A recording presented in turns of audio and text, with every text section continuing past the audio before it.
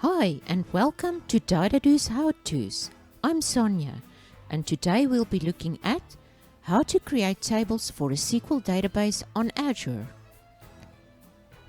SQL uses DDL to specify the structure of the database and database objects like tables. We will be using the create table statement.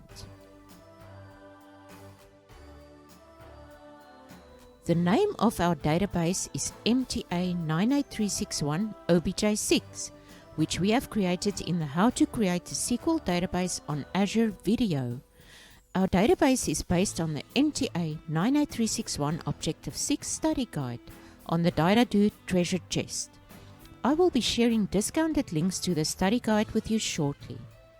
We will be creating the following tables: customers, categories, products, orders and order details. These are the SQL scripts we will be using to create these tables. Table creation scripts look as follows: create table, table name, opening bracket and closing bracket, with the table column specified between the brackets, separated by a comma after each column. In its simplest form, each column have a column name with a data type.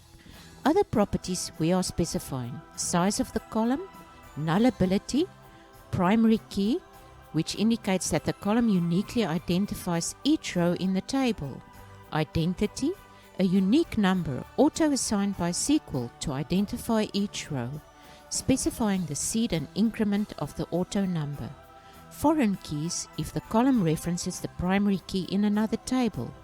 For more detailed info on SQL types and DDL, check out the MTA 98361 Objective 6 Study Guide, page 17. Let's see how it's done. Log into your Azure account at portal.azure.com. Open the MTA 98361 OBJ6 database.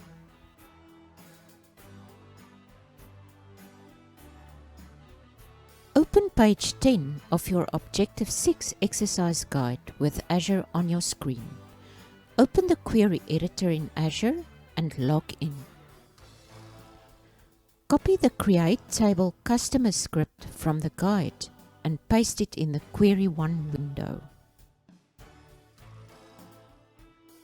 Run the script. Refresh the Database Objects pane and expand the Tables node to view the table that you have created.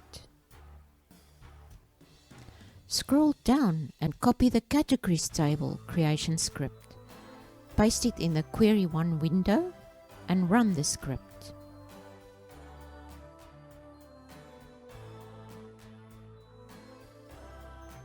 Refresh the database objects again and make sure the Categories table has been created.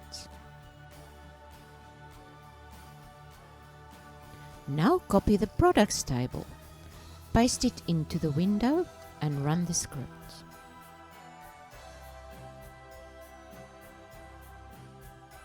Refresh again to confirm that the Products table has been created.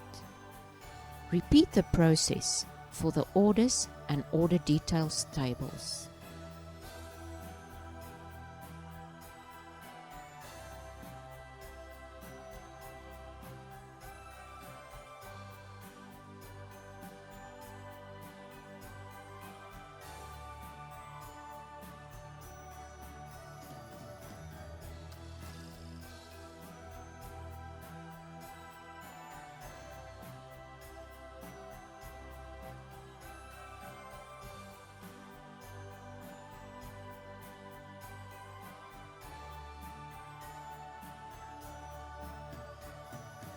Thank you for creating your tables with me.